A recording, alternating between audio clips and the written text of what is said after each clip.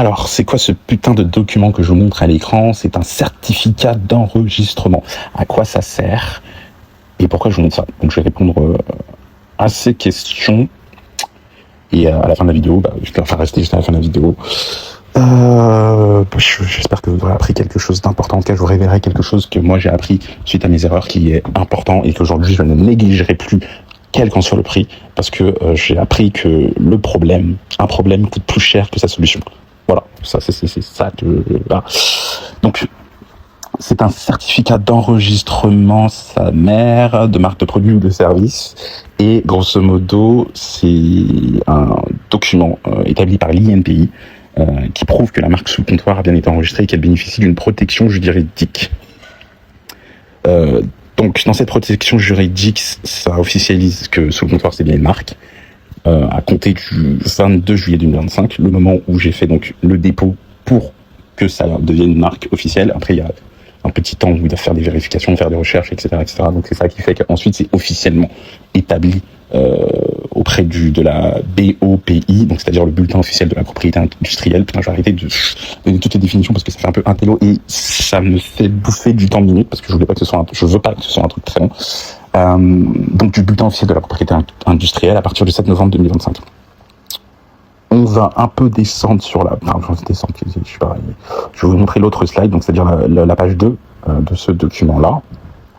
Donc, il y a des informations que j'ai floutées, bien évidemment, mais bon, en vrai, ils sont sur Internet, hein, genre sur la page de l'INPI. Donc, bon, il suffit de taper sous le comptoir et il y a toutes ces informations. Donc, je floute, mais à quoi ça sert?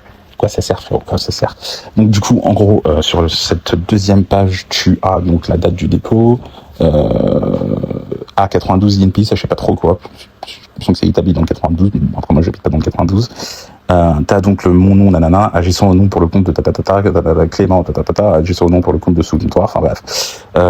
Et moi en tant que mandataire, parce que c'est moi qui ai fait la demande de dépôt et c'était donc moi qui avais entre guillemets les pleins pouvoirs pour faire certaines modifications.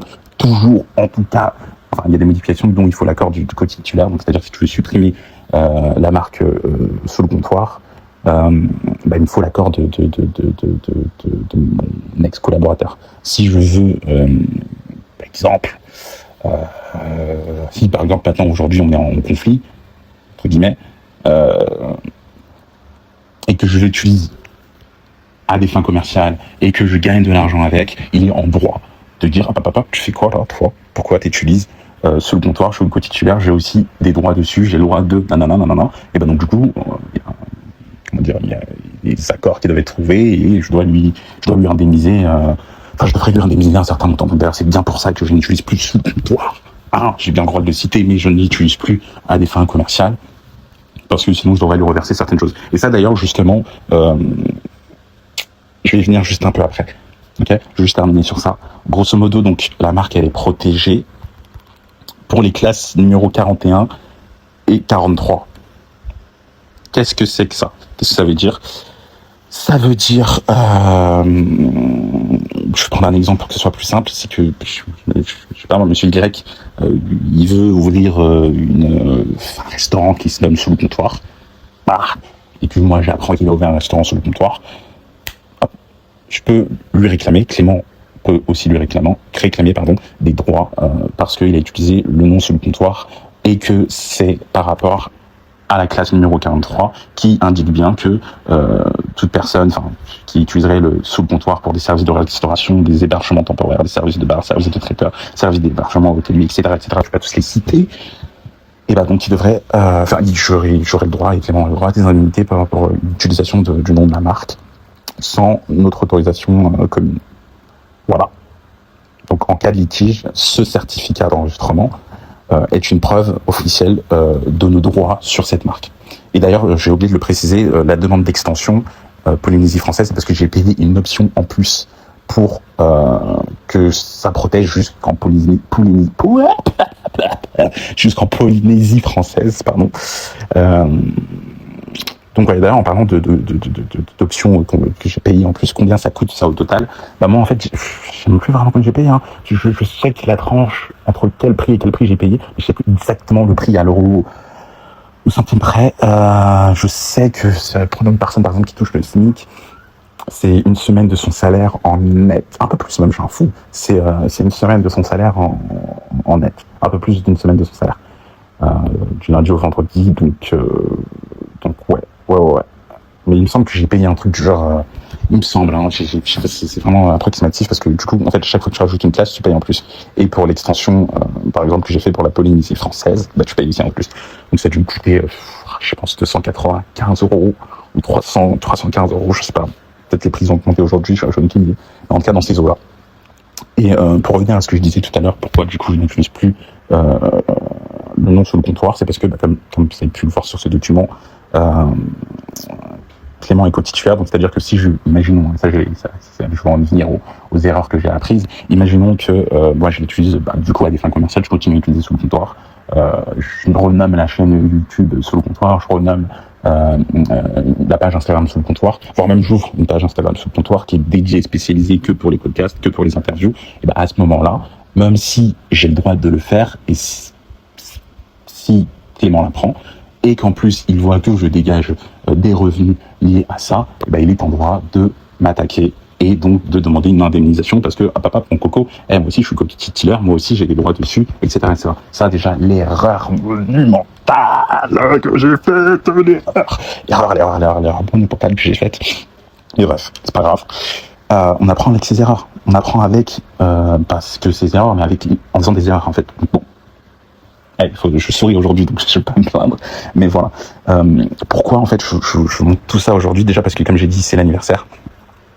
22 juillet 2025. La vidéo, elle sort le 19 juillet 2026. Ça fait un an, c'est l'anniversaire. On souffle sur les bougies, voilà. Il n'y a pas de nostalgie ou quoi que ce soit. Il n'y a pas ça faisait plus de 6 mois que j'étais pas allé sur le portail INPI. C'est vraiment balandant dans mes mails que j'ai vu. Ah, INPI, mais ouais, INPI, j'avais déposé un truc, papa. Donc bref, je vais en venir à ce que je retiens de cette histoire, parce que je en parlerai vraiment beaucoup plus dans le détail, et ça sera coupé en différentes parties, parce que c'est beaucoup trop long. C'est beaucoup trop long à expliquer. S'il y a des curieux qui veulent savoir, ça sera découpé en plusieurs parties à partir de septembre, c'est-à-dire le septembre 2026 normalement. Je crois que ça sera un dimanche, de toute façon les vidéos sortent le dimanche, peu importe. Voilà. Ce qu'il faut retenir de tout ça, et ce que j'ai retenu après ça, comme quoi il a fallu que tout ça arrive, c'est que déjà comment j'ai su que je n'allais pas réutiliser le nom sous le comptoir et que j'ai préféré changer le nom, grâce à mon avocat. Grâce à mon avocat ici en France, parce que j'ai 2 avocats, un en France et un sur le sol africain. Merci à lui, merci à celui sur le sol européen, sur le sol français, parce qu'en fait il m'a dit Claire, écoute mon coco, s'il veut pas que tu le payes, s'il veut pas te faire une facture, s'il veut pas ensuite signer comme quoi il te redonne les 5 autres 3%, ok, vas-y, change de nom, ça te coûtera moins cher, change de nom, ça te coûtera moins cher, pour rien faire, tranquille. Je fais ok, merci maître, je vais faire ça. C'était pas le plan prévu, mais je vais faire ça. Donc déjà, première chose, je sais même pas combien il y a de choses, mais déjà retenez une chose, c'est que si ça vous arrive, c'est pas une fatalité. Si ça vous arrive, vous n'êtes pas, grosso modo, vous n'êtes pas votre échec. Vous n'êtes pas un ou une perdante si ça vous arrive. Vous n'êtes pas, c'est pas à la fin du monde, entre guillemets, de tout recommencer à zéro. C'est juste un détour que vous faites. Vous n'êtes pas vos émotions. Si vous êtes en colère, triste, par rapport à strict, n'importe quoi. Si vous êtes triste, en colère, rancunier par rapport à ça, c'est pas grave. Mais vous laissez pas dicter par vos émotions. Ce qui va faire que vous êtes, c'est ce que vous allez faire pendant que ça vous arrive. C'est-à-dire que pendant que ça vous arrive, si vous êtes là en train de vous larmoyer, si vous êtes là en train de c'est la fin du monde, qu'est-ce que je veux faire? On peut facilement penser et dire que vous êtes une personne qui se larmoie sur son sort, au lieu d'agir en conséquence, d'essayer de contourner, de trouver d'autres solutions, comme par exemple, ce que j'ai fait, changer de nom,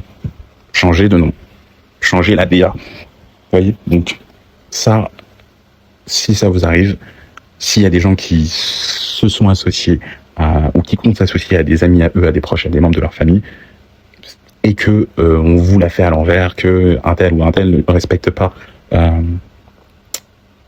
ses paroles en l'air, j'ai envie de dire, c'est pas grave, vous apprendrez de cette erreur. Ensuite, donc du coup, pourquoi je vais en venir, parce que ça fait un peu long, je vais en venir quand même parce que je voulais pas que ça tarde, je vais en venir quand même à pourquoi je vous parle de tout ça aujourd'hui, parce qu'en fait l'équipe, elle s'est déjà agrandie. Ça fait déjà maintenant 2 mois, il faudrait que je vérifie, mais ça fait déjà maintenant 2 mois que l'équipe s'est agrandie, qu'il y a une personne qui a rejoint Go Culture, et ça fait très plaisir d'ailleurs. Donc je suis plus tout seul dans le navire, je suis toujours le seul maître, entre guillemets, à bord, mais je suis plus tout seul, plus précisément. Et là, actuellement, à partir de septembre, il y a une autre personne, encore une madame, hein, putain, wow, je suis le seul mec, il y a 2 madames, et une autre madame, une autre personne qui va rejoindre Go Culture aussi. Donc, j'en profite, que ce soit l'anniversaire de ce document, que ce soit l'anniversaire de cette étape que j'avais franchie à l'époque, même si le nom a changé, même si j'utilise plus le premier nom qui avait été choisi, pour déjà vous tenir au courant de ça, et que ça me serve de leçon pour pas que j'oublie, et que ça serve aussi peut-être à d'autres personnes qui auraient l'ambition d'entreprendre avec un tel ou un tel. Que ça nous serve de leçon à tous, en fait. Voilà. Est-ce que je dois retenir la chose en fait la plus importante même qu'il faut retenir de cette vidéo, c'est même pas l'erreur ou les erreurs, parce qu'il y a plusieurs erreurs qui ont été commises, il n'y en a pas qu'une seule. De mon côté, du sien, mais je pense qu'on n'a pas voulu mal faire de base. Bon, après je rentrerai dans les détails le 6 septembre 2026, voilà, là, c'est pas le moment. Mais ce qu'il faut retenir, c'est de vous faire accompagner. Faites-vous accompagner par un professionnel. Que peu importe dans quoi vous voulez acheter une maison, quoi. De toute façon c'est obligatoire maintenant. Tu dois passer par un notaire, c'est simple. Mais demain tu veux ouvrir une entreprise, tu veux embaucher, tu veux par exemple, moi, ce que j'aurais dû faire, en l'occurrence avec Clément, à défaut de lui donner 50%, c'est lui dire, viens, on fait un accord de collaboration. C'est-à-dire que je te paye pas, je peux pas te payer, mais on fait un accord de collaboration, etc., etc. Ou à défaut, dans ce cas, lui dire, vas-y, tu ouvres ta société en tant qu'entrepreneur, tu me fais des factures par rapport à ça que t'as fait. On se fait, bien d'abord, avant de faire les factures, on se met d'accord sur le montant, tu me dis tes tarifs. Si ça passe, tu me fais tes factures, tu fais la tâche que tu es censé remplir, moi je te paye, hop, on garde les preuves, virements, etc., etc. Voilà, 2 solutions, accord de collaboration, ou dans ce cas-là, tu ouvres ta société, ton auto-entreprise, et tu me factures pour une prestation bien précise. Bon, bref, tranquille, ça c'est fait, maintenant moi je connais, je sais. Et je suis un grand fanat des contrats. Je suis un grand fanat des choses qui restent écrites noir sur blanc, parce que maintenant j'ai pas peur de tout ça. C'est-à-dire que, comme j'ai dit, j'ai 2 avocats, ça me fait aucunement peur je préfère même que de me faire conseiller juridiquement aujourd'hui. C'est pour ça que je dis que c'est la leçon que je dois retenir dans tout ça, et le meilleur conseil que je vous donnerai, c'est faites-vous accompagner. Faites-vous accompagner par un avocat en droit du travail. C'est premier abord, ça va vous coûter cher. Ça vous avez l'impression, ah putain, je vais dépenser de l'argent, ça me coûter cher. Ah, vas-y, fais chier, je dois déjà payer ça. Je me paye même pas, tu vois. Mais en vrai, c'est le temps que vous allez économiser, les maux de tête que vous allez économiser, les boîtes de Doliprane que vous allez économiser. Vous allez pouvoir dormir sur vos 2 oreilles, tranquillement en fait. Donc faites-vous accompagner par un avocat en droit du travail, faites-vous conseiller juridiquement, utilisez pas ChatGPT pour ça, hein. Faites-vous accompagner par quelqu'un qui connaît le droit du travail, qui connaît les lois, en quelque sorte en tout cas. Et même si ça vous coûte un prix, sachez que ce que je disais au début de la vidéo, un problème ça coûte plus cher qu'une solution. Un problème ça coûte plus cher qu'une solution. Je répète, un problème ça coûte plus cher qu'une solution. Un problème ça coûte plus cher qu'une solution. Il y a un doute, une problématique. Voilà. Un problème ça coûte plus cher qu'une solution. Donc, c'est le meilleur conseil que je vous donne aujourd'hui, c'est de faites-vous accompagner.